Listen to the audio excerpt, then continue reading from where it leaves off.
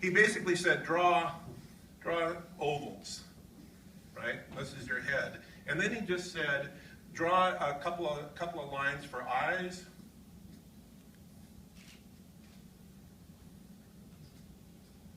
Now a nose.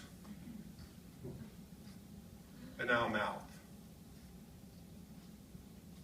Now those are, I made a few voluntary choices. But when I first did it, I was just literally doing it the way he said, randomly. And each one of these characters has a completely different expression. And for me, I did this over and over and over and over again. And my drawing style is very simple. It's obviously not quite as primitive as this. But what I've tried to do is try to express emotion in as few lines as possible. And so, let's see. Wow. So that was one little lesson. The other lesson was this is my father taught me. He said that all the great cartoons are identifiable in silhouette. So we all know who that is. And so when it came time to do The Simpsons, I was actually going to do my life in hell characters who, I'll do that first. So these are my life in hell characters, right? Rabbits. And I gave that's pretty obvious. In fact, in high school, I did a lot of animals, but the rabbits were the only ones that people could tell what they were. May I just tell you, there was a comic called Ed Bluestone who had a very dark sense of humor. Yes. And what... Well, continuing right on. So I gave him, that is another ear. That's a one-eared rabbit, okay?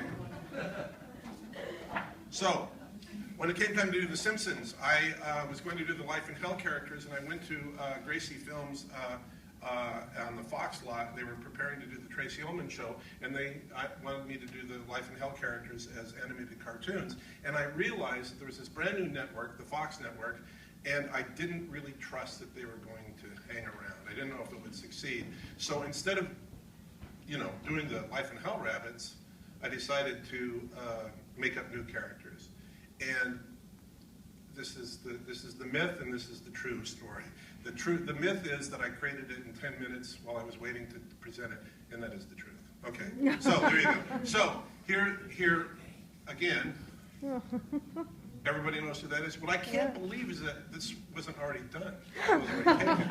It's so obvious, picket fence head. Okay, then Homer, it's obviously like that. And then Lisa, that's Lisa, kind of a starfish. And then if I want to make it Maggie, then I just added a ribbon. And then of course, Marge. And that's really what it's all based on. And I think that when I give any kind of tips to people who want to beat me at my game, make them identifiable in silhouette. So, what else? I'm going to isolate what you said because I think that's a great statement, that you want to express emotion in as few lines as possible. Is that the correct quote? Yes. That's pretty amazing. Well, it's, see, already I'm overdoing it.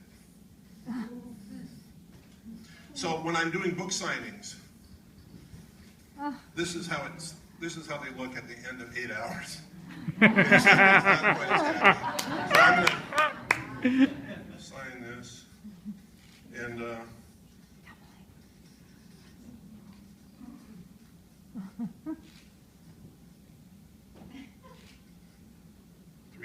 I don't know.